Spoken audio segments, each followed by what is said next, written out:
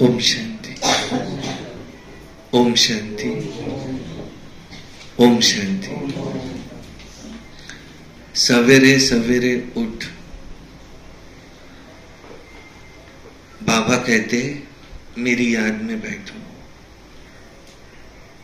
क्योंकि सवेरे का टाइम बहुत शांत एकांत होता है। कहते सुबह का साई, भक्ति मार्ग में भी सवेरे सवेरे भक्ति करते। अमृत वेला 2 बजे से शुरू हो जाती। हम कितने भी बजे उठ सकते और 4:45 बजे तक चलते। फिर किसी को पूरा चाहिए तो 2 बजे उठे, 2 से 4:45। पर ये करने वाला महान भाग्यशाली है। इसके लिए बहुत ताकत चाहिए। कोटों में कोई विरला निकलता है जो 2 बजे से बाबा की याद में बैठे। लेकिन कम से कम 3:30 बजे बाबा की याद में बैठना चाहिए। उठने के बाद में बाबा को गुड मॉर्निंग किया और ब्रश कर लेना, पहले दांतन कर लेना, और फिर अगर समझो हम पखाना जाके आए तो नहा लेना, नहीं जाके आए तो नहीं नहाए तो भी चलता। फिर थोड़ा पानी पी लेना। सुबह सुबह पानी पीना चाहिए कहते उठने के बाद। और फिर बाद में फ्रेश हो जाने के बाद मुंह पे पानी ये वो मारने के बाद, क्योंकि अब भगवान से मेरी मुलाकात होने वाली है, तो उसी बेड पर नहीं बैठना, क्योंकि वहां पर वो वाइब्रेशन नींद के होते हैं। तो जो हमारा घर में बाबा का कमरा है, जहां हम बैठ करके, जैसे घर में भी पूजा का स्थान अलग होता है। ऐसे नहीं कि नींद से उठे बेड पर ही अपना पूजा करना शुरू किया, नहीं। नहा धो के फ्रेश होके फिर पूजा के स्थान में वहां जाकर बैठते। तो हमको भी ऐसा घर में एक स्थान होना चाहिए कि यहाँ मैं बाबा की याद में बैठता हूँ। तो उठने के बाद फिर वहां जाकर बैठते समय चेयर पे भी बैठ सकते, नीचे भी बैठ सकते, आराम से, जिसमें हमारी कोई हलचल ना हो, ऐसा। तो बाबा की खूब याद आएगी। लेकिन किसी किसी को फिर नींद का प्रॉब्लम रहता है। बहुत नींद आ रही है, क्या करे, उठते तो है पर नींद बहुत आती है। तो कहा जाता है कि कुछ दिन तक चलते फिरते याद करे, घर के कुछ काम ले ले, कोई अलमारी में किताबें यहाँ वहाँ है, थोड़ा अच्छे से रखना है, तो वो नींद का समय निकल जाए और फिर बाबा को याद करे कर्म करते हुए। और कुछ दिन बाद फिर क्या होगा, आदत पड़ जाएंगी, तो फिर नींद नहीं आएगी। ऐसा हो जाता है कुछ दिन के बाद बिना अलार्म के उठ जाते हैं। अलार्म की कोई आवश्यकता नहीं। कोई के अनुभव है, बाबा ने खटिया हिला दी, बाबा ने उठाया उसको अनुभव होता है। किसी ने तो भी मेरी खटिया हिलाई, एकदम उठता है, कौन है, देखता है तो कोई नहीं। किसी को अनुभव होता है कोई दरवाजा बजा रहा है, उठ के देखा तो कोई नहीं, देखा तो 3:30 बज गई, अमृत वेला का लास्ट सेशन शुरू हो गया है 3:30 से 4:45 का, तो 3:30 से पहले उठ जाना है। एक बार मुझे याद आता, मैं बैठा हूं और बाहर खिड़की में से देख रहा हूं, ब्रह्मा बाबा की 2 आंखें मुझे दिखाई दे रही है, और एकदम याद आया कि अरे मैं कब उठ के बैठा, कब खिड़की के बाहर देख रहा, याद ही नहीं। अरे मुझे तो 2 आंखें दिखाई दे रही थी ब्रह्मा बाबा की। तो फिर उठा, देखा 3:30 बज गई है, फिर उठा, अमृत वेला किया। तो रात को अगर बाबा को गुड नाइट करके सोए तो ही सुबह हमको याद आएंगी। रात को हम ऐसे ही सो गए तो सुबह को उसको याद आएंगे नहीं। अमृत वेला का बेस ये रात से शुरू होता है। तो रात को सोने से पहले भी 15-20 मिनट आधी घंटा योग करके फिर सोए, बाबा मुझे सुबह आपने उठा देना। सोते समय कैसा सोना है? सिर कहाँ रखा है? तकिए पर नहीं, कहाँ रखा है? बाबा की गोद में। ब्रह्मा बाबा, उनमें शिव बाबा और उनके गोद में। जैसे शरीर के लिए क्या कहा जाता है? ये क्या है? मोटर व्हीकल है, आत्मा इसमें ड्राइवर है। पहले ही हमारा लेसन है। तो समझो कहाँ बाहर घूम के आए, कार में, तो रात को कार में ही सो जाते क्या? नहीं, कार को कहाँ रखते? गैरेज में, पार्किंग में, और उससे उतरते बेडरूम में जाते, सोते। तो ये क्या है? कार। अब सारा दिन हम इस कार में घूम के आए, कार में ही सो जाएंगे क्या? नहीं। अब कार से अलग हो जाओ, परम धाम में जाओ, फिर बाबा को आह्वान करके सूक्ष्म वतन में बुलाओ, ब्रह्मा बाबा के तन में, और फिर ब्रह्मा बाबा की गोद में सो जाओ। तो बाबा हमको ऐसे लोरी सुना रहे हैं। अगर कोई कमरे में ऐसा है जो बहुत खर्राटे ले रहा है और हमको उसके खर्राटों की वजह से नींद नहीं आ रही, तो क्या सोचेंगे? ये खर्राटे नहीं है, बाबा मेरे लिए लोरी सुना रहा है, ऐसा सोचेंगे। तो वहां से ध्यान हट जाएगा और सो जाएंगे। तो ये है सोने की और उठने की विधि। और फिर सारा दिन भी 6 से 7 का समय डीप साइलेंस, 5 से 6 तो हमारी तैयारी हो गई। यहाँ आते तो जब तक मुरली शुरू नहीं होती आपको बाहर घूमना है क्या? नियम प्रमाण अगर देखें तो आप वहां दरवाजे के सामने राह देखते हुए खड़े हैं, कब आएंगे कब आएंगे, ऐसा है क्या? नहीं। आप अपनी जगह पर जाकर बैठो, डीप साइलेंस का अनुभव करो कि अब परमात्मा मुझे कुछ सुनाने के लिए आने वाले हैं, उसके लिए मुझे तैयार रहना है, मेंटालिटी बनानी है वो। तो बाबा की याद में रहो। दूसरा, जब तक मुरली शुरू नहीं होती तब तक कल की मुरली पढ़ना है क्या, या आज की मुरली पढ़ ली है तब तक ऐसा करना है क्या? नहीं, वो समय मुरली का नहीं है। कल के पॉइंट्स बुक खोल के कल के पॉइंट्स रिवाइज करना है क्या? नहीं। इससे क्या सिद्ध होता? इसका योग लगता नहीं है। मुरली के पहले नहीं लगता तो सारा दिन याद में रह सकता हूँ क्या? इससे ये सिद्ध होता। इसके विकर्म विनाश होंगे क्या? नहीं।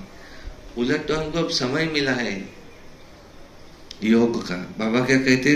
मुरली सुनने से तुम्हारे विकर्म विनाश होते नहीं। तुमको विशेष बैठ करके योग में बैठना है। हमारे 4 सब्जेक्ट है, हमको मुरली भी सुनना है, उसको कहा जाता है ज्ञान। फिर हमको योग करना है, बाबा की याद, सिंपल भाषा में। तो दूसरा सब्जेक्ट है योग। फिर तीसरा है धारणा, दिव्य गुणों की धारणा। ऐसे नहीं पढ़ाई रोज पढ़ते और मुरली रोज सुनते, योग रोज करते, लेकिन कोई कहे कि अरे उनको ये कहो ये ऐसे काम नहीं करो, मानो उनमें दिव्य गुणों की धारणा है क्या? नहीं। कोई कहते हैं अरे ये इनमें ये अवगुण है, तो दैवी गुण किसको कहा जाता, इस पर चिंतन करके मैं देवता हूं, पुरुषों में उत्तम पुरुष बाबा ने मुझ में आश रखी है कि ये बनने वाला है उत्तम पुरुष, इसको मैं बनाने वाला हूं। और बाबा ने अगर हमको चुना, संडे के दिन बाबा ने क्या कहा, बनना किसको है? आखिर अभी कोई कैसा भी है मेरे सहित, लेकिन बनना किसको है? बाहर वाले आएंगे क्या? आखिरी संपूर्ण बनना किसको है? जो ये है उम्मीदवार, जिसमें बाबा ने उम्मीद रखी है। बनना हमको ही है, सिर्फ क्या है, थोड़ा हमको चेंजेस करते करते वो दैवी गुण लाने हैं। तो ये तीसरा सब्जेक्ट है हमारा, दैवी गुणों की धारणा। तो दैवी गुण कैसे आएंगे? कैसे? चिंतन से और विचारों से। और सबसे फास्ट दैवी गुण कैसे आएंगे?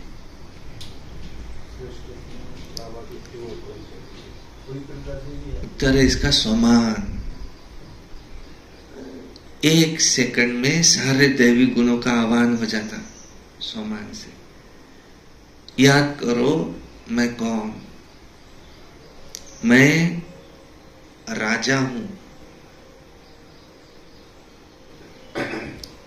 किसी जन्म में मैं राजा था,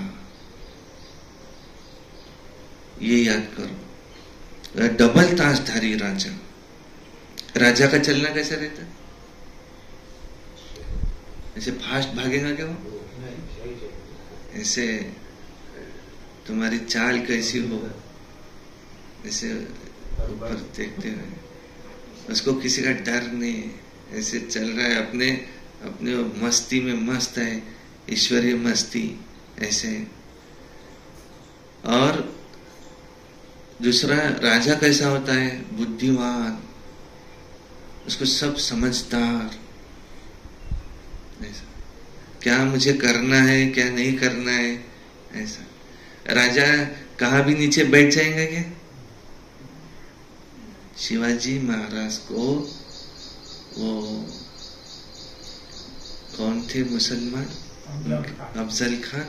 नहीं, उन्होंने तो उनको खत्म किया, शिवाजी महाराज ने उनको खत्म किया। औरंगजेब के दरबार में न्योता दिया और सीट नहीं दी, ऐसी सीट दी, यहां बैठो।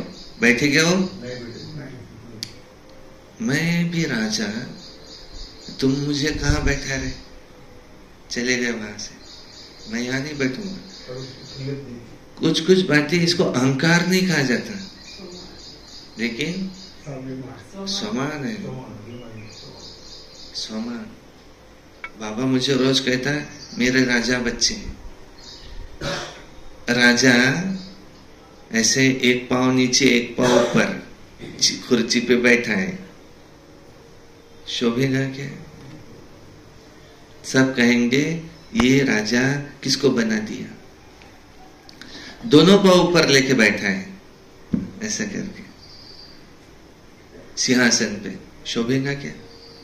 नहीं। ब्रह्मा बाबा का योग का फोटो है एक, ऐसे ऐसे ऐसे बाबा की याद में बैठे। तो उससे ये दिख रहा है, उसमें से फील हो रहा है कि कोई राजा बैठा है। बहुत सारे लोग कहाँ खड़े हैं और राह देख रहे किसी बात की। इसके पांव दुख रहे, फट से कहाँ भी बैठ गए। बैठ सकता है? अरे मैं कौन? राजा। इसको क्या कहा जाता है? पढ़ेंगे दादा?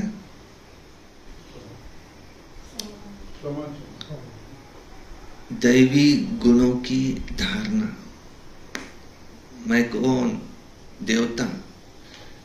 देवताओं में भी देवताओं का राजा, सतयुग का महाराजा कैसे होगा? सूरज भाई को देखना कैसे चलते, वहां से स्टेज तक आते ना, फील होता कि कोई नशे में ऐसे, वो रूहानी नशा, ईश्वरीय नशा, ऐसे चलते हुए जा रहे और जाकर के वहां ऊपर बैठे। तो ये आता है चिंतन से। और सोमान, उस समय ये याद करना मैं कौन। फिर ये याद करना यहां अगर मैं रहूं तो मेरी जगह ब्रह्मा बाबा अगर रहे तो वो क्या करेंगे, ये भी सोच सकते हैं। देखो कल की इनकी आते आते कंप्लेंट है, अभी हम 4 व्हीलर में आ रहे थे ना, कि किचन में हम इतनों का काम नहीं है, जो बाहर से दूसरे जैसे तो सब आ जाते हैं अंदर। ब्रह्मा भोजन बन रहा है, वहां वो वाइब्रेशन चाहिए, वो वाइब्रेशन वो भोजन करने वालों में आएंगे। तो दूसरा ऐसा है कि किचन है छोटा, तो इतने लोग सब माताएं अंदर आ जाती है तो क्या होता है कि दूसरी जो धारणा वाली नहीं होंगी वो भी अपने अंदर चले, सब अंदर जा रहे, तो वो बनाने वाले को तकलीफ हो जाती है। तो छोटा, और उसमें से जो बनाने वाले हैं, ये जो हमेशा बनाते, वो अगर रहे तो अच्छा। अपने को भोजन नहीं बनाना है, अपने को ब्रह्मा भोजन बनाना है। ब्रह्मा भोजन बनाना, भोजन नहीं बन रहा है। और इनका कहना ऐसा है कि अगर समझो किसी की जरूरत है तो मैं उसको आवाज दूंगी कि तुम आओ, तुम इतना थोड़ा सा कर दो, तो भोजन और फास्ट बनेगा। ऐसा तो इन्होंने ये भी कहा कि मैं ये बताऊंगी। मुझे याद आ गया अभी, तो अभी बताया। तो किसी को अगर तकलीफ हो रही है हमारे वजह से, उसको धारणा का सब्जेक्ट में कम है ऐसा समझ में आएगा ना, ऐसे ही है ना। दिव्य गुणों की धारणा कम है, या तो फिर तुम पूरा ले लो हाथ में, ये हट जाओ। अब जिम्मेवारी ली है ना इन्होंने कि मैं पूरा ब्रह्मा भोजन बनाऊंगी। तुम बैठो ना बाबा कमरे में, बैठो, योग करो, तुमको अपनी उन्नति करनी है ना, थोड़ा सा वहां योग करो या और कोई सेवा करो माताओं के लिए। लेकिन ये नहीं कि बिना पूछे जो वो आया है यहाँ से आया, क्योंकि किचन है एकदम लग के इसको, तो डायरेक्ट अंदर जा ही जाता हो, उसको कोई इलाज नहीं। पर ऐसा होगा कि मुझे ये पता ही नहीं था, अब पता चल गया, समझदार को इशारा काफी। दूसरा, बनाने वाले जो पुरानी माताएं हैं उनका नहीं कुछ, नई माताएं आती, नाखून काटे हुए है क्या,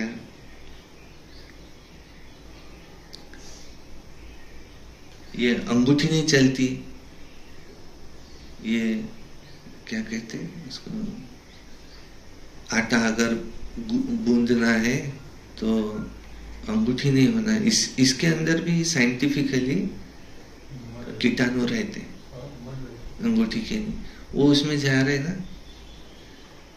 तो मधुबन में गए थे कि किचन की सेवा करने, जो किचन में सेवा करते ना, उन्होंने एक बार सेवाधारी मधुबन में जाके आना है ना, उनको नियम समझ में आएंगे। मैंने एक बार वो थाली ले भोजन कर रहा आया, वहां परोसने वाला कोई नहीं, क्योंकि 1-2 बज गई थी, सब चले गए, कोई नहीं। तो वहां वो धामे रखे हुए, ऊपर वो चम्मच भी है बड़ा। तो मैंने सोचा कि कोई नहीं है तो मैं ही हाथ लगाता। जैसा उसको हाथ लगाया, जो अच्छा हाथ है वो ऐसा भागते हुए आया वहां से, 5 मिनट तक डांटता रहा मुझे, तुमने इसको हाथ कैसे लगाया। मैंने कहा मेरा हाथ अच्छा, तुम भोजन कर रहे, झूठा है ना। कितनी वहां स्वच्छता की का ध्यान दिया जाता, और अंदर जाते तो सब माताओं को पहले देखा ना, देखना एक बार क्या, क्योंकि उसका एकादि का भी बाल गया उसमें, और ब्रह्मा भोजन कर रहा है, वो बाल किसी और के खाने में आया, कितने उसके संकल्प चलेंगे, क्योंकि वो क्या सोच के खा रहा है, मैं बाबा ने मुझे दिया, बाबा ने मुझे ऐसा दिया बाल वाला भोजन। अगर वो ज्ञान में से रूट करके चला ही गया बाबा से, तो उसका जिम्मेदार कौन, वो माता जिसका बाल उसमें चला गया था, उसका घर जिम्मेदार व्यवहार। इसलिए वहां पहले ही ध्यान रखा जाता है कि आप लगाओ, और हाथों में ग्लोव्स दिए जाते, देखा,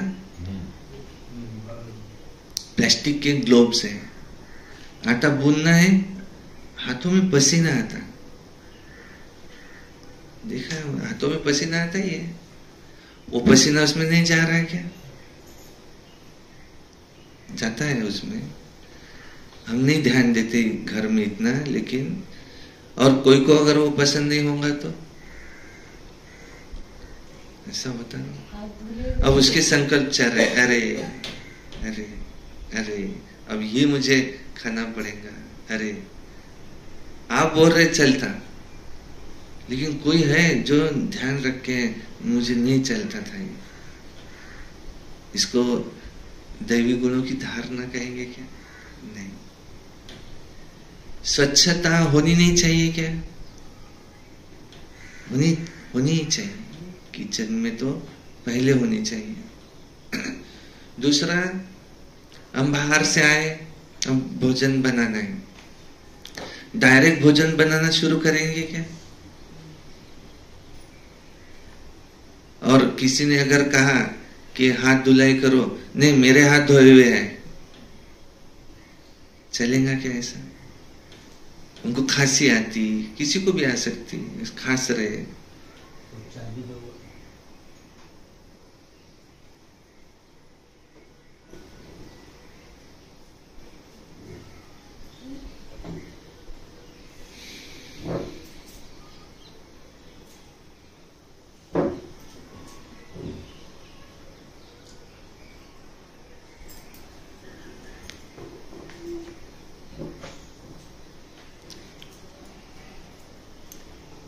काय झालं मदतच।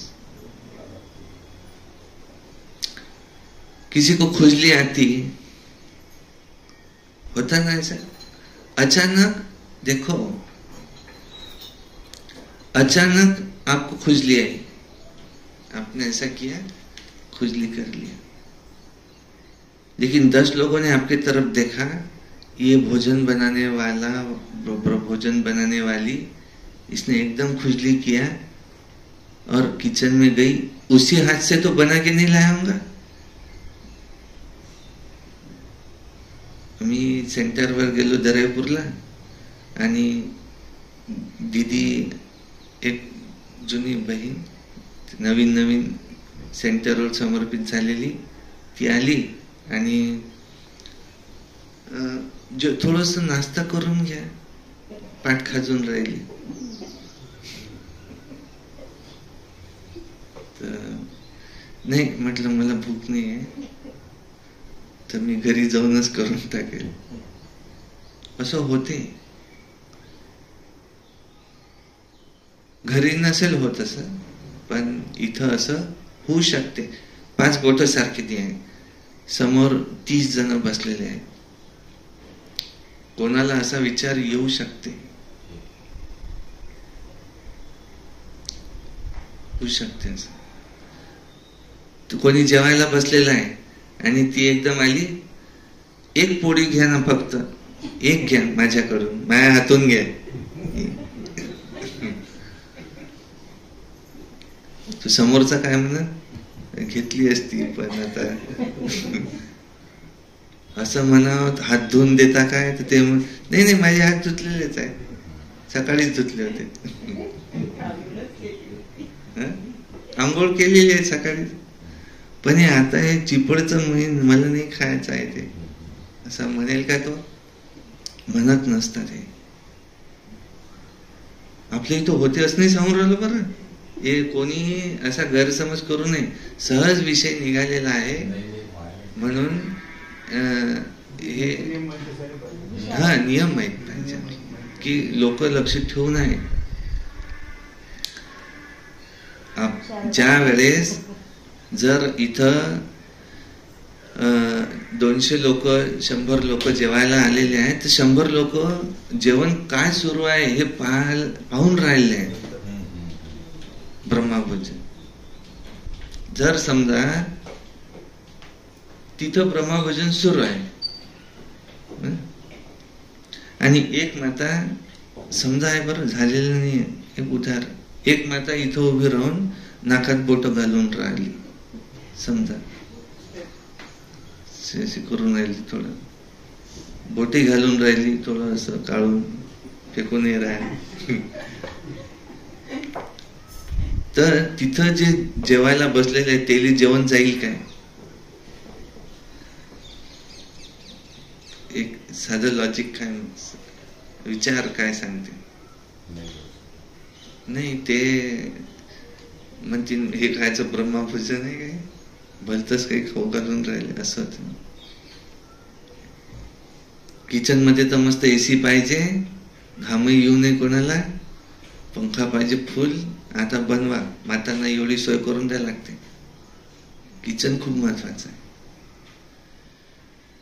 तर तीसरा सब्जेक्ट कोणता? दैवी गुणों की धारणा. किसी को ये संकल्प न चले कि अरे ये भी ज्ञान में है, नहीं, ये ज्ञान में है, ऐसा. चौथा सब्जेक्ट है सेवा. सेवा, सर्विस सर्विस सर्विस. सर्विस से ही हम विश्व महाराजन बनेंगे. जितनों की तुमने सर्विस की होंगी उतनों की तुम राजा बनेंगे. ऐसा हिसाब. यहां सर्विस लेना माना 5000 वर्ष सर्विस देना है. इधर आ जाओ, जगह है.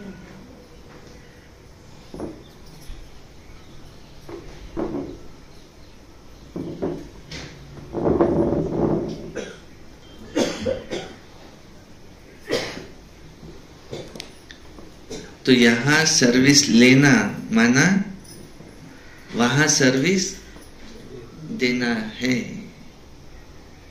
इसलिए मुझे यहां सर्विस करना है. ऐसा. यहां अगर कोई मेरे लिए पानी का ग्लास लाके देता है तो 5000 वर्ष मैं उसके लिए पानी का ग्लास लाके देते रहूंगा. इसलिए हम हमारे स्वयं, क्या बोलते उसको, सेवक. हमारा काम तो हम कर ही लेंगे, इतना तो कम से कम करेंगे, दूसरों का हो तो और अच्छा हमारे से. ये माता है इतना सुबह से लेके सारा दिन सेवा करती है तो उसका तो फल तो उनको मिलना ही है। सेवा 3 तरह से होती, तन, मन, धन। धन भी एक बहुत बड़ी ताकत है। धन से भी सेवा होती, तन से भी होती, मनसा सेवा ये 1 नंबर पे रखा है। कोई सेवा नहीं कर सकते तो कौन सी करो? मनसा। यहां से पवित्र वाइब्रेशन सारी दुनिया को फैलाओ। तो ये सब है। तो जो तीनों सेवा एक साथ करे तो वो भी होता है। जो तीनों सेवा सब सब्जेक्ट में हमको फुल मार्क्स मिले। अच्छा, वाणी है आज की 28/5/2024 की। सारे मुरली का मीठे बच्चे, बाप है सर्व संबंधों के प्यार की सैक्रीन। एक मीठे माशूक को याद करो तो बुद्धि सब तरफ से हट जाएंगी। बुद्धि सब तरफ से हटाने के लिए क्या करो? एक सच्चे माशूक को याद करो। प्रश्न है, कर्मातीत बनने का सहज पुरुषार्थ व युक्ति कौन सी है?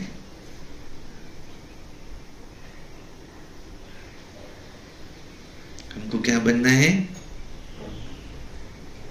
कर्मातीत। उसके लिए सहज पुरुषार्थ कौन सा? भाई भाई की दृष्टि को पक्का करने का पुरुषार्थ करो। स्त्री हो चाहे पुरुष हो, कौन है? आत्मा आत्मा, भाई भाई। बाकी मेरा किसी से कोई संबंध, कनेक्शन नहीं। बुद्धि से एक बाप के सिवाय और सब कुछ भूल जाए। कोई भी देहधारी संबंध तुम्हें याद न आए, तब कर्मातीत बनेंगे। अपने को आत्मा भाई भाई समझना, यही है तुम्हारे पुरुषार्थ की क्या मंजिल। माता जी, तुम्हारी मंजिल कौन सी है? आत्मा आत्मा भाई। आत्मा आत्मा भाई भाई की स्थिति में मैं स्थित हो जाऊं, ये मेरी मंजिल है। ये इतना इजी नहीं होगा, इसलिए बाबा हमेशा कहते हैं भाई भाई समझने से देह की दृष्टि, विकारी ख्यालात सब खत्म हो जाते हैं। ओम शांति। डबल ओम शांति। डबल कैसे? ये तो तुम बच्चों की बुद्धि में है। बाप भी बच्चों को ही बैठ समझाते हैं। पहले तो बाप का निश्चय होना चाहिए, वो शिव बाबा हमारा बाप भी है, वो हमारा टीचर भी है, रोज हमको पढ़ाते हैं, और वो हमारा गुरु भी है। यूं तो लौकिक रीति से ये अलग अलग होते हैं। टीचर जवानी में किया जाता है, गुरु 60 वर्ष की आयु के बाद करते हैं। ये तो सब आते हैं हर एक के जीवन में। यहां तो तीनों ही एक है। यहां तो शिव बाबा ये तुम्हारा बाप भी है, शिव बाबा ही तुम्हारा टीचर भी है, शिव बाबा ही तुम्हारा गुरु भी है। वहां तो बाप बचपन में मिला, थोड़ा जवान हुए टीचर मिला, 60 वर्ष की आयु में गुरु मिला। यहाँ तीनों ही इकट्ठा सर्विस करते हैं।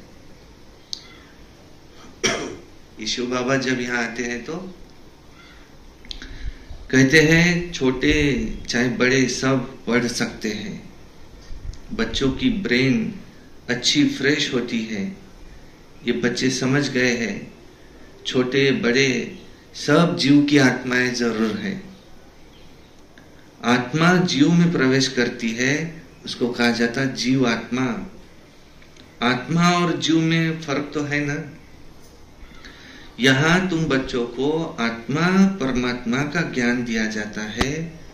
आत्मा तो अविनाशी है, बाकी शरीर यहाँ भ्रष्टाचार से पैदा होता है, वहां भ्रष्टाचार का नाम निशान नहीं होता।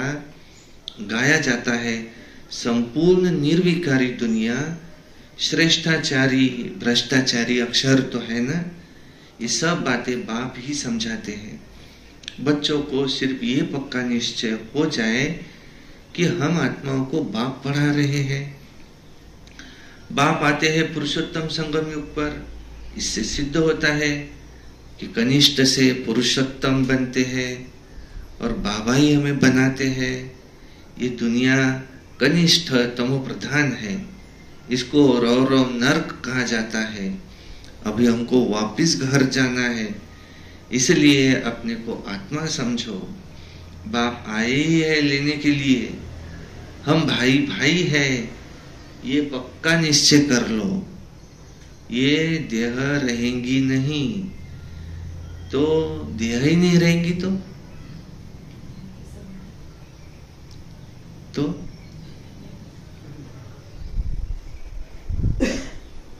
विकार की दृष्टि जा नहीं सकती।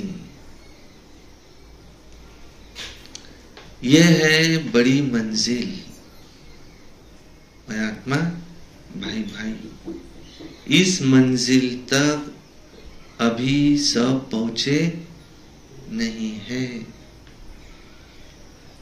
बहुत थोड़े हैं जो पहुंचे हैं। क्यों?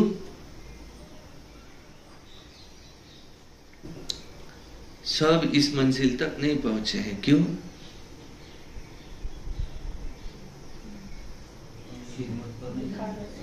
क्योंकि इसमें मेहनत है, इतना इजी नहीं है। हर सेकंड सावधान, अटेंशन प्लीज। पिछाड़ी में कोई भी चीज तुम्हें याद न आए, इसको कहा जाता है कर्मातीत अवस्था।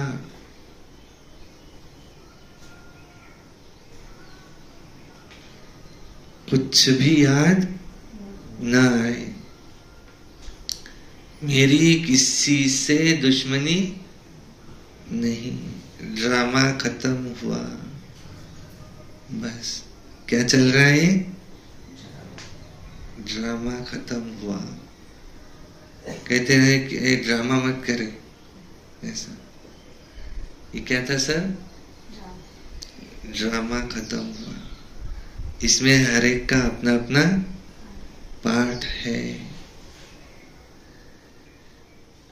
यहां देह भी विनाशी है, तो इससे भी ममत्व निकाल दो। पुराने संबंध से ममत्व नहीं रखना है। संजय दादा, नातू आठवण येईल काय? नातू अंतच्या वेळेस, आता सगळे चालले, त्यावेळेस नाही येणार।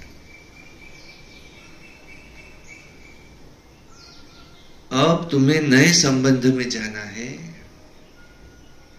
पुराना आसुरी संबंध स्त्री पुरुष का, ये देखो कितना छीछी है।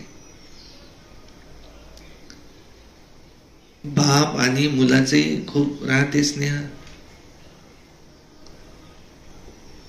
श्रीराम वनवासात चालले आणि कधी स्नेह जास्त राहते?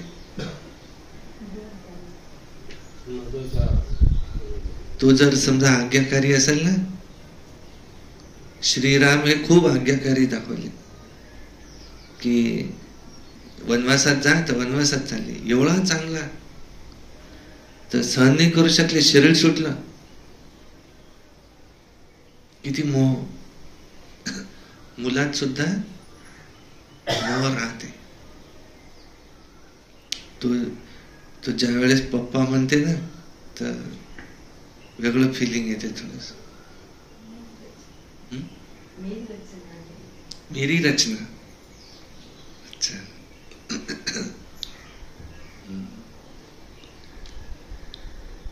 तो बाप कहते हैं तुम अपने को आत्मा समझो। पिछले जन्म में मेरे और बच्चे थे, उसके पहले जन्म में और बच्चे थे, 84 जन्मों के 84 बच्चे। अब किसे मोह करेंगे? इन दो आंखों से देखते हैं तो इस जन्म का बच्चा दिखाई देता। आत्मा तीसरे नेत्र से देखेंगे तो हर जन्म के कितने बच्चे, तो किससे मोह करेंगे? तुम्हाला आहे का मुलात मोह?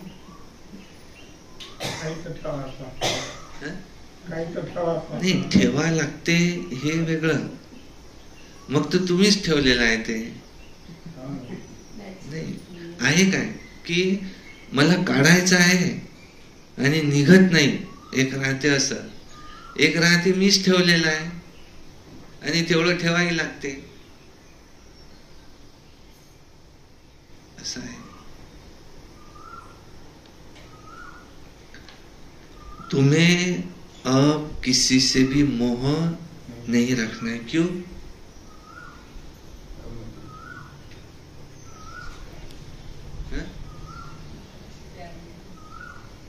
क्योंकि अब वापिस घर जाना है.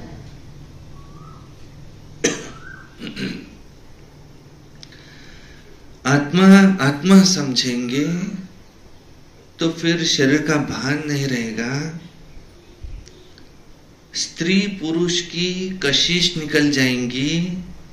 लिखा हुआ है, अरे अंतकाल जो स्त्री सिमरे, ऐसे चिंतन में जो मरे, वल वल योनि उतरे, नरक में जाए. कौन नरक में जाता है?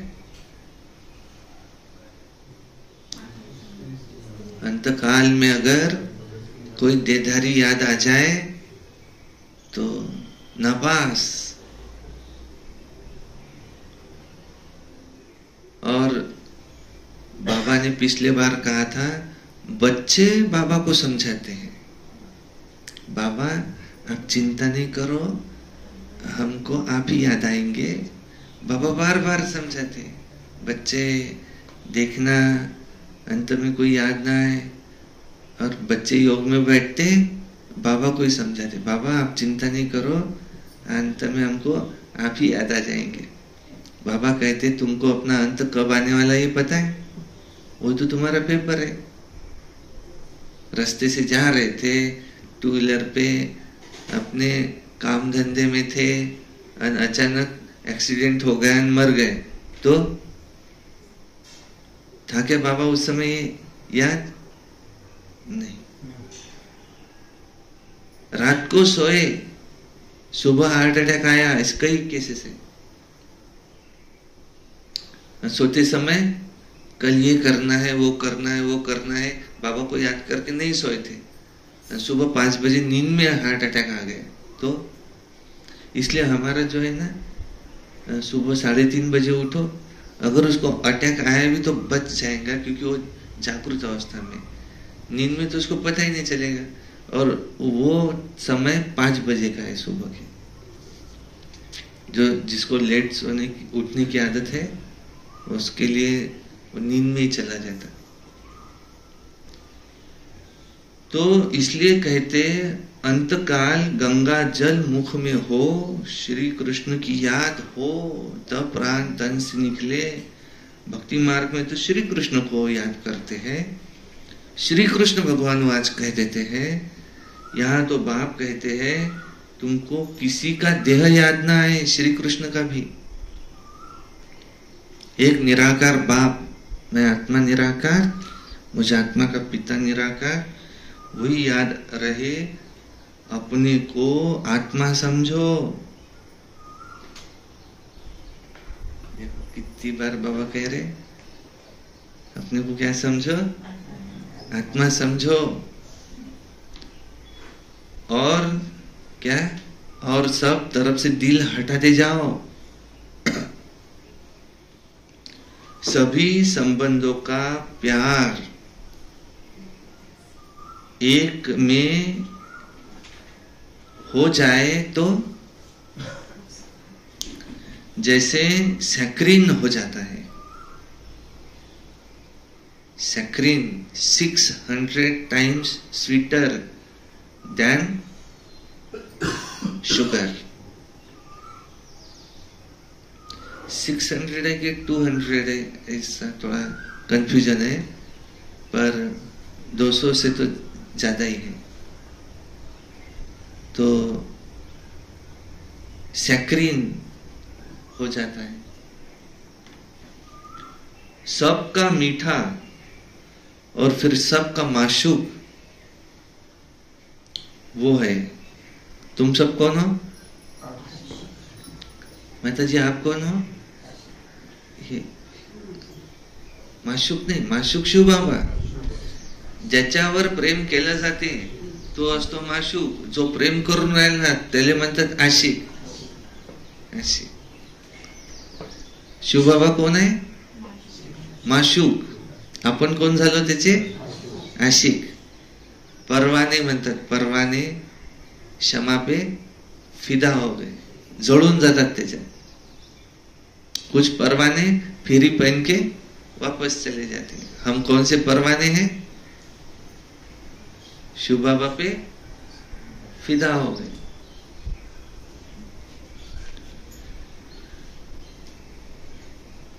ते गाना है, क्षमा कहे परवाने से परे चला जा, मेरी तरह जल जाएगा यहाँ नहीं आ। वो नहीं सुनता उसको जल जाना होता है। हम सब कौन है? शिव बाबा पर फिदा होने वाले परवाने। दुनिया वाले कितने भी कहे वहां नहीं जा, जल जाएगा, लेकिन वो प्यार दीवाना होता है, मस्ताना होता है। हम कौन है? दीवाने मस्ताने, लेकिन किसके? किसी देहधारी के नहीं, लेकिन किसके? एक माशूक के। शिव क्षमा, क्योंकि वो भी ज्योतिर्बिंदु है। भक्ति का बहुत विस्तार है। भक्ति में क्या है? यज्ञ, तप, दान, तीर्थ, व्रत, शास्त्र पढ़ना, ये सब भक्ति मार्ग की सामग्री है। और ज्ञान की सामग्री कुछ भी नहीं है। ये भी जो तुम नोट करते हो समझाने के लिए, बाकी तुम्हारे कागजाती विनाश में कुछ रहेंगे नहीं। बाप समझाते हैं, बच्चे तुम शांति धाम से आए थे, वहां शांति ही शांति थी, शांत ही थे। शांति के सागर से तुम शांति का, पवित्रता का वर्षा लेते हो। अभी तुम वर्षा ले रहे हो ना, ज्ञान भी ले रहे हो। तुम्हारा स्टेटस भी सामने खड़ा है, लक्ष्मी नारायण। ये ज्ञान सिवाय बाप के और कोई दुनिया में दे नहीं सकता। ढूंढ के देख लेना, किसी सत्संग में ऐसी बातें नहीं दे सकता। यह है रूहानी ज्ञान। रूहानी बाप एक ही बार आते हैं रूहानी ज्ञान देने के लिए। उनको कहते हैं पतित पावन। सुबह को बच्चों को बैठ ड्रिल कराते हैं। वास्तव में इसको ड्रिल भी नहीं कहा जाए। बाप सिर्फ कहते हैं, बच्चे अपने को आत्मा समझो, मुझे याद करो। कितना सहज है, तुम आत्मा ही हो ना, आत्मा ही हो ना। तो अच्छा, कहां से आए हो? आप कौन हो? क्या कहेंगे? आप कौन हो? क्या कहेंगे? मैं एक आत्मा हूं, भ्रुकुटी के बीच में चमकता है जब सितारा। फिर है, कहां से आए हो? कहां से? भगवान के घर से। वो मेरा भी घर है, बाप का घर सो मेरा घर. पोरगाई काय म्हणते, मित्राला आणते घरी तर चल रे माझ्या घरी. बापाचं घर तेच घर. वो परमधाम बाप का घर है, मेरा भी वही घर है. मैं वहां था, यहाँ आया पाठ बजाने.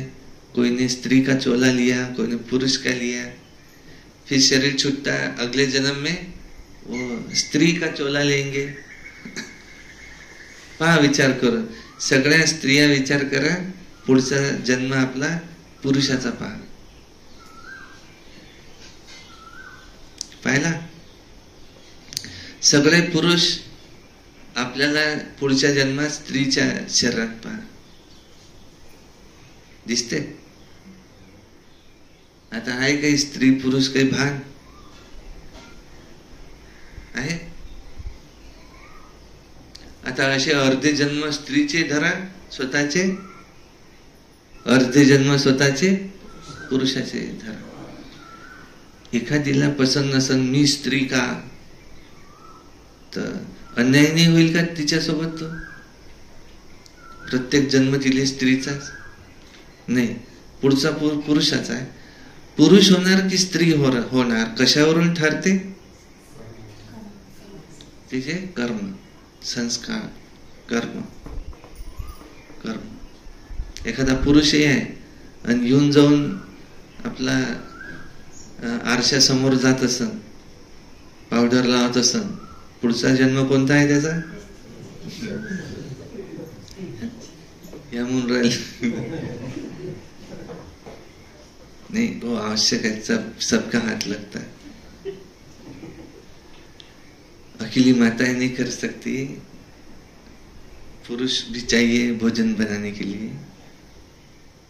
माउंट आबू मध्ये सगळे असतात, भोजन ताकीदचं काम पुरुषच करते. तर फक्त असं इकडे येऊन वगैरे असं सांगून देता येते. तो तुम आत्मा हो ये समझो, आत्मा आत्मा भाई भाई समझो. ऐसे और कोई तुमको पूछेगा नहीं. विचारला का आजपर्यंत कोणा? तुम कौन हो, तुम आत्मा हो, तुम आत्मा हो? नहीं, ये पारलौकिक बाप वही पूछते हैं. बच्चों, मैं परमधाम से आया हूं, तुम भी परमधाम से आए हो ना. इस शरीर में पाठ बजाने, पाठ बजाते बजाते अब नाटक पूरा. क्या पूरा हुआ? नाटक. नाटक कसं असते? नौटंकी. हे नाटक न करू, म्हणजे रिअल नाही आहे ते. नाटक करून राहिली, मारे रोडून काय राहिली, नाटक नको करू. ओरिजिनल नाही आहे ते, नाटक करून राहिली. किंवा करून राहिला असेल कोणी, तर लहान मुलगा असेल तर काही जीत त्याला म्हणून घ्यायची आहे तर थांब, नाटक नको करू. हमने क्या किया अब तक? सर कुछ रियल नहीं था. अब नाटक पूरा हुआ, तुम्हारा नाटक पूरा हुआ. कठपुतलियों, तुम्हारा नाटक पूरा हुआ.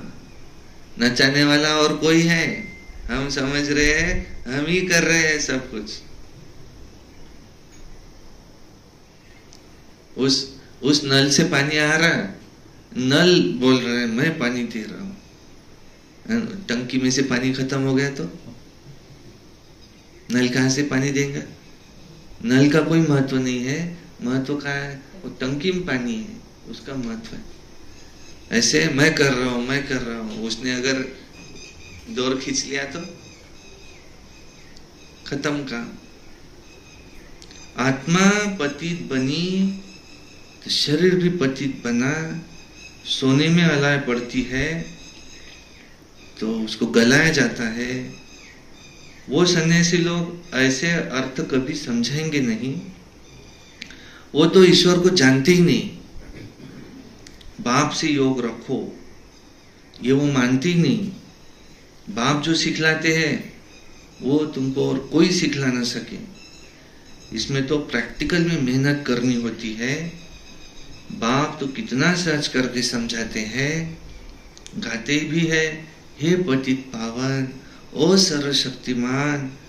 फिर उसको श्री श्री भी कहा जाता है, और श्री कहा जाता है देवताओं को।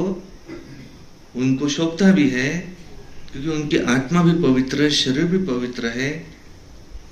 और वो लोग तो आत्मा को निर्लेप कह देते हैं, तो आत्मा को तो निर्लेप कह ना सके। आत्मा ही 84 जन्म लेती है, 84 लाख भी हो ना सके, परंतु मनुष्य न जानने के कारण अनराइटियस बन पड़े हैं। एक बाप ही आकर राइटियस बनाते हैं, रावण अनराइटियस बनाते हैं। चित्र भी तुम्हारे पास है। कल तो बाबा ने कौन सी चित्र कहे, ऐसे पहले योगी का चित्र रखो तुम्हारा ही, फिर इससे कोई सेकंड ग्रेड प्रजा, कोई थर्ड ग्रेड प्रजा बना, कोई साहूकार प्रजा, ऐसे बन रहे हैं। ऐसे चित्र बनाओ,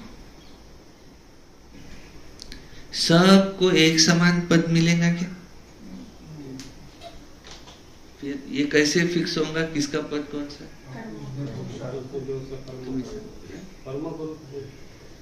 नियम हा है, जो करेगा सो पाएगा।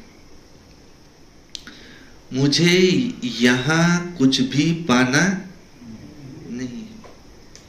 इथं समजा सेवा केली, बाबा सांगतात, आणि इथंच तुम्हाला मान सम्मान मिळाला,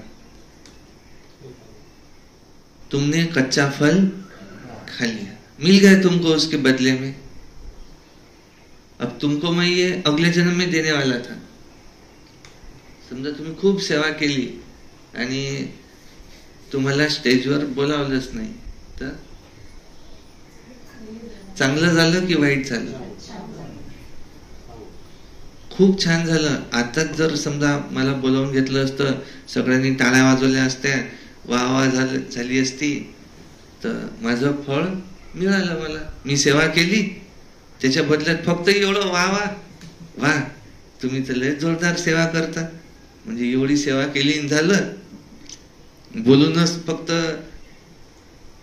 त्याला खुश करता का काही त्याच्या बदल्यात नाही? बस टाळ्या वाजवा सर्वे झालं. बाबा त्याच्या बदल्यात सोन्याचे महल, सतयुग में 8 जन्म, त्रेता में 12, द्वापर में भी, कलयुग आपने कहा अभी संगम पे भी वो ये जन्म भी उससे ऊंच ऐसा देने वाला था. और इन्होंने क्या किया? कच्चा फल ही खा लिया. मग असा विचार नाही करू शकत आपण. नेहमी नेहमी त्याचंच नाव, आणि आम्हाला कधीच नाही विचारत, तर असं कसं नाही. तुम्हाला विचारणारा इथं कोणी मनुष्य नाही आहे. कोण आहे विचारणारा? बाबा. तुम्ही इथं कोणासाठी येऊन राहिले? बाबासाठी. कोणत्याही देहधारीसाठी नाही, माझ्यासाठी नाही. मी काय आज आहे उद्या नाही आहे, मग येणं सोडणार आहे काय? नाही. आपण बाबाला पाहून येऊन राहिलो. तुम्ही सेवा कोणासाठी करून राहिले? बाबासाठी. तुमचा सेवेचा हिशोब कोणाजवळ आहे? मी तर होऊ शकते तिकडे होतो, मला माहितीही नाही इथं कोणा सेवा केली. 2 डोळ्यानं कोणाकोणाला पाहणार आहे? तर पण कल मुरली में था ना, उनकी तो हजारों आंखें हैं. रविवार की मुरली में था, उनकी तो लाखों आंखें हैं. ब्रह्मा बाबा पहले शरीर में थे, 2 आंखों से देख सकते थे. अब तो ब्रह्मा बाबा, उसमें शिव बाबा सब देखते हैं. ऐसा नहीं समझना कि उनको कुछ पता नहीं है. फिर भी तुम बता दो उनको क्या है, तो इससे तुम्हारा आधा माफ हो जाएगा। लेकिन ऐसे नहीं समझना, नहीं। वो शिव बाबा कैसा है? चतुरों का कैसा है? चतुर। वो समझे कि सब कुछ तो प्रोग्राम इन्होंने ही कर लिया और हमने तो कुछ किया ही नहीं, फिर भी हमारा नाम भी हो गया, सब हो गया। ये इसको क्या कहेंगे? चतुराई। लेकिन ये चतुराई वहां चल सकती क्या? चल सकती क्या? नहीं। भगवान से हम धोखा कर सकते हैं? नहीं। यहाँ का नियम कौन सा है इस सृष्टि का? जो करेगा सो पाएगा, जो बोएंगे वो ही काटेंगे। तुमने किसी को धोखा दिया है? तुम्हारे साथ धोखा होगा ही, जो धोखा दिया वही होगा। ते कर्म याचे दाखवतात, यानं आपल्या घरातला कचरा दुसऱ्या घरात टाकून दिला, त्या दुसरीनं उचलला ती या घरात टाकून दिला, तिनं उचलला या घरात टाकला, यानं उचलला वापस त्याच्या घरात आला।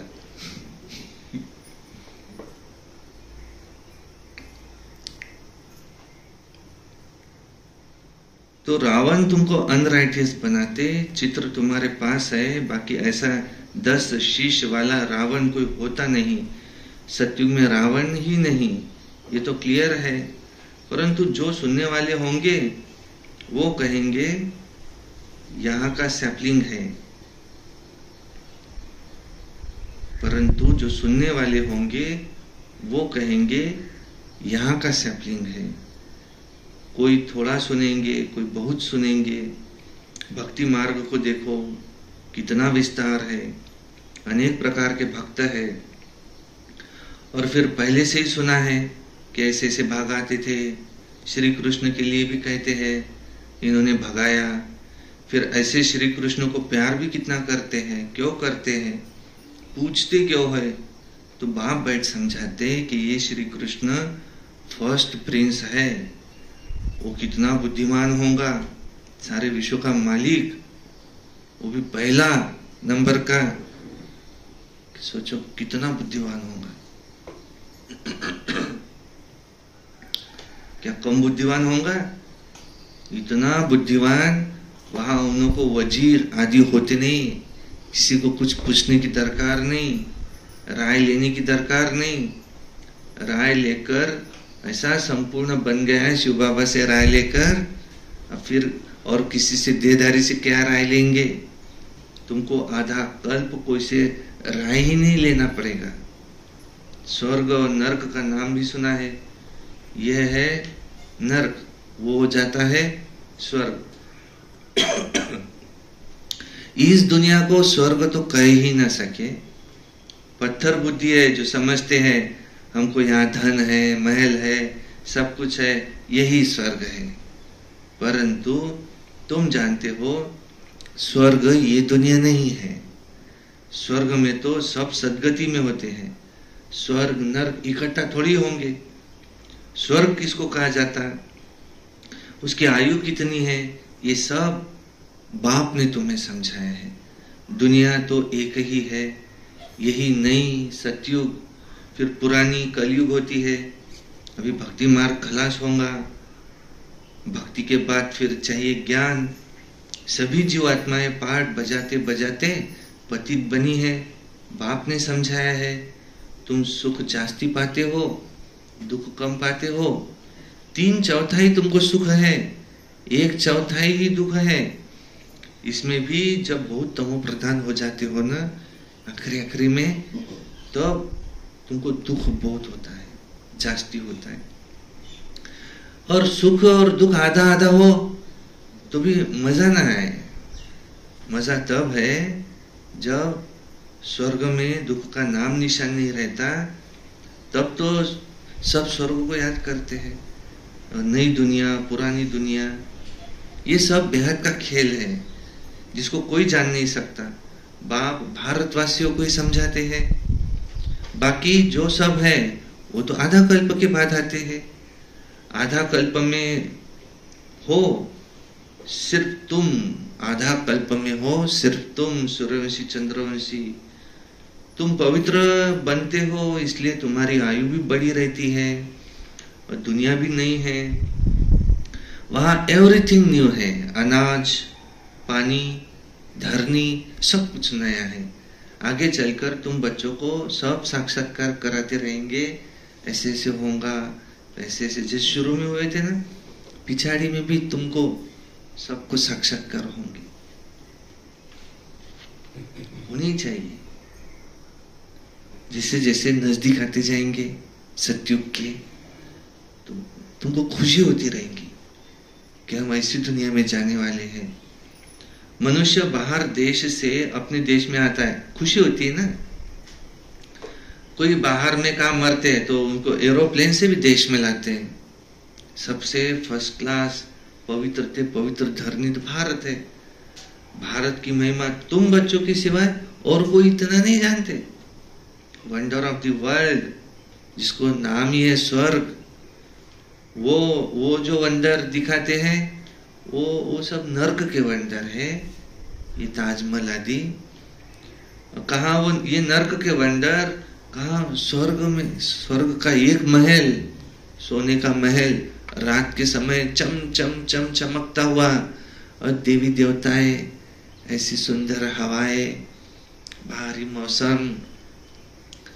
आज के इसी में भी उसको क्या लगे, ऐसे फीलिंग, शरीर भी एकदम सतो प्रधान, और भोजन भी ऐसे फ्रूट ऐसे जोरदार खाए तो ऐसा लगे कि गुलाब जामुन भी क्या है आज का है,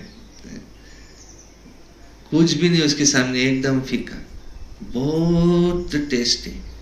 वहां का रस सबसे, यहाँ का आम रस है ना, वहां का शुभी रस नाम है उसका। ऐसे फ्रूट का बना करके देवी देवताएं शुभी रस पीते, तो ना सुख है।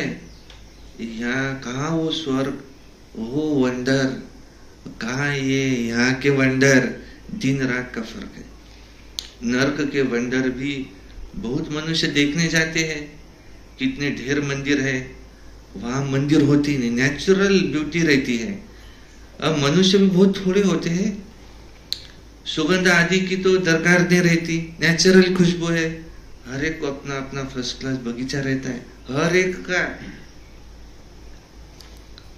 अपना अपना बगीचा, उसमें फर्स्ट क्लास फ्रूट, फूल, बगीचे में फर्स्ट क्लास फूल, और वो भी बहुत देखभाल करो ऐसे नहीं, नेचुरल।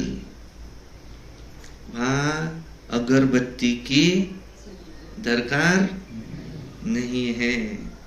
स्वर्ग का तो नाम सुनते ही मुख पानी पानी हो जाता है। तुम कहेंगे ऐसा स्वर्ग, ऐसे स्वर्ग में तो हम झट पहुंचे, क्योंकि तुम स्वर्ग को जानते हो। परंतु फिर दिल कहती है, अभी तो हम बेहद के बाप के पास बैठे हैं, देखो। फिर दिल कहती है ऐसे स्वर्ग में जाए, नहीं, अभी तो बेहद के बाप के पास बैठे हैं, बाप हमको पढ़ाते हैं, ऐसा चांस दोबारा थोड़े ही मिलेगा। नहीं, द्वापर से इतना पुकारा, अभी इसको नहीं छोड़ना।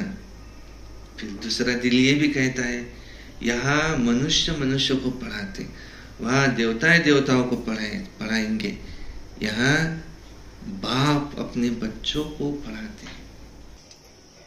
दिन रात का फर्क है, कितना तुम्हें खुश होना चाहिए, भगवान मुझे पढ़ाता है।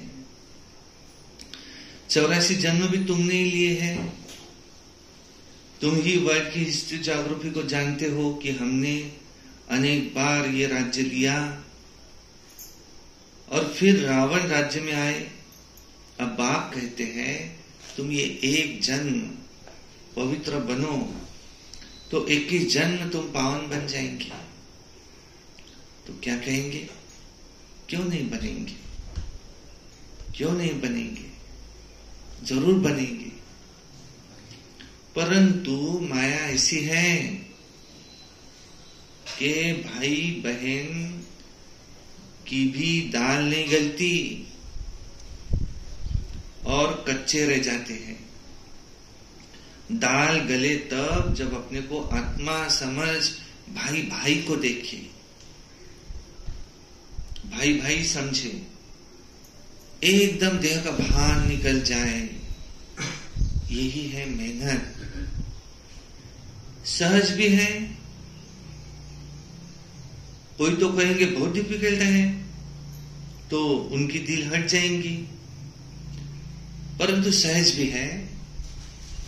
इसलिए तो इसका नाम ही है सहज याद। और ज्ञान भी सहज है।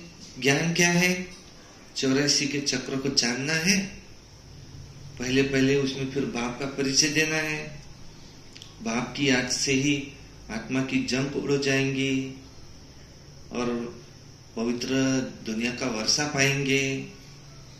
तो पहले पहले है बाप को याद करो। भारत का प्राचीन योग कहते ना कि जिससे भारत को विश्व की बादशाही मिलती है, तो प्राचीन कहते हैं। अच्छा, प्राचीन माना कितने वर्ष? प्राचीन में प्राचीन भी कितने? तो लाखों वर्ष कह देते हैं।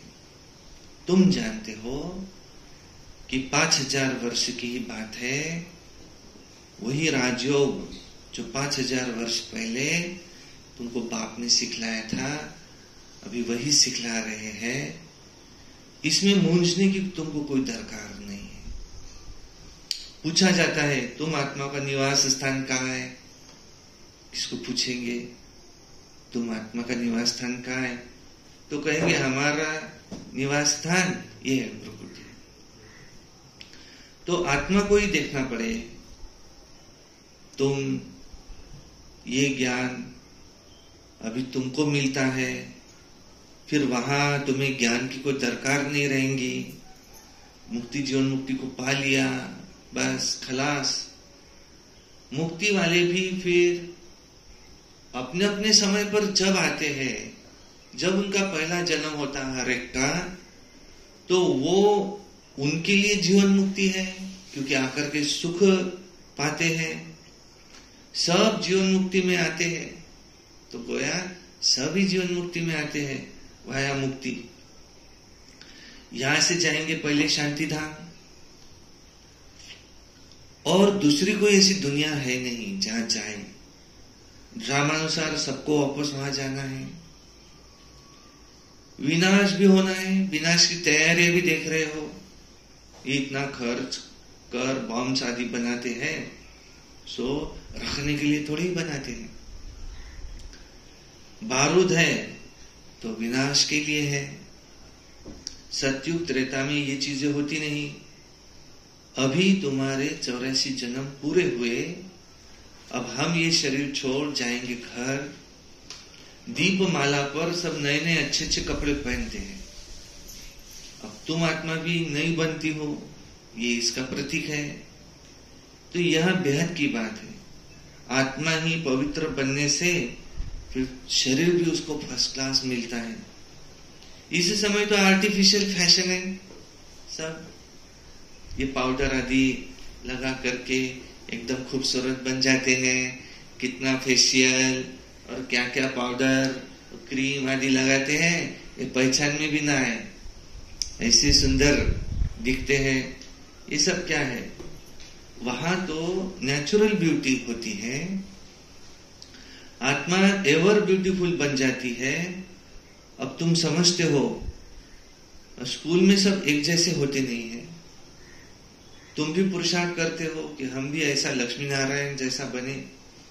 यह है तुम्हारा ईश्वरीय कुल। फिर होता है सूर्यवंशी चंद्रवंशी घराना। तुम ब्राह्मणों में राजाई होती नहीं, अभी तुम संगम पर हो। कलयुग में अब राजाई है नहीं। हाँ, भल कोई राजाई कहाँ रह भी जाती, एकदम नील नहीं होती। अब तुम ये बनने के लिए पुरुषार्थ कर रहे हो। देखेंगे कि हम आत्माएं भाई भाई हैं, हम एक बाप की संतान है। बाप कहते हैं एक दो को भाई बहन भी नहीं, भाई भाई देखो। तीसरा नेत्र ज्ञान का तो मिला है, तुम आत्मा कहाँ निवास करती हो? ये आत्मा भाई पूछता है, आत्मा कहाँ रहती है? तो क्या कहते यहां भ्रुकुटी में। अब ये तो कॉमन बात है, तुम्हें एक बाप के सिवाय कुछ भी याद न आए। पिछाड़ी में तो शरीर भी ऐसे बाप की याद में छूटे, ये प्रैक्टिस पक्की करनी चाहिए। अच्छा, मीठे मीठे सिकी लदे बच्चों प्रति माता पिता बाप दादा का याद प्यार। Good morning. रूहानी बाप की रूहानी बच्चों को नमस्ते, और हम रूहानी बच्चों की रूहानी बाप दादा को याद प्यार, गुड मॉर्निंग, नमस्ते। सदा रहो हंसते, कम बोलो, धीरे बोलो, मीठा बोलो, सत्य बोलो और सोच समझ कर ही बोलो। शुक्रिया बाबा, शुक्रिया। वाह बाबा वाह, वाह ड्रामा वाह, वाह मेरा भाग्य वाह, वाह ब्राह्मण परिवार वाह, मैं बाबा का, बाबा मेरा। योगी बनो, पवित्र बनो। धारणा के लिए मुख्य सार नंबर 1, सतयुग में फर्स्ट क्लास सुंदर शरीर प्राप्त करने के लिए अभी आत्मा को पावन बनाना है, कट उतार देनी है, आर्टिफिशियल फैशन नहीं करना है। 2, एवर पवित्र बनने के लिए प्रैक्टिस करनी है कि एक बाप के सिवाय दूसरा कुछ भी याद न आए, ये देह भी भूली हुई हो, भाई भाई की दृष्टि नेचुरल पक्की हो। वरदान, शुभ भावना शुभ कामना के सहयोग से आत्माओं को परिवर्तन करने वाले सफलता संपन्न भव। विस्तार इसका, जब किसी भी कार्य में सर्व ब्राह्मण बच्चे संगठित रूप में अपने मन की शुभ भावना और शुभकामनाओं का सहयोग देते हैं, तो इस सहयोग से वायुमंडल का किला बन जाता है जो आत्माओं को परिवर्तन कर लेता है। जैसे 5 अंगुलियों के सहयोग से कितना भी बड़ा कार्य सहज हो जाता है, ऐसे हर एक ब्राह्मण बच्चे का सहयोग सेवाओं में सफलता संपन्न बना देता है। सहयोग की रिजल्ट सफलता है। स्लोगन, कदम कदम में पद्मों की कमाई जमा करने वाला ही सबसे बड़ा धनवान है। अच्छा, ओम शांति शांति शांति।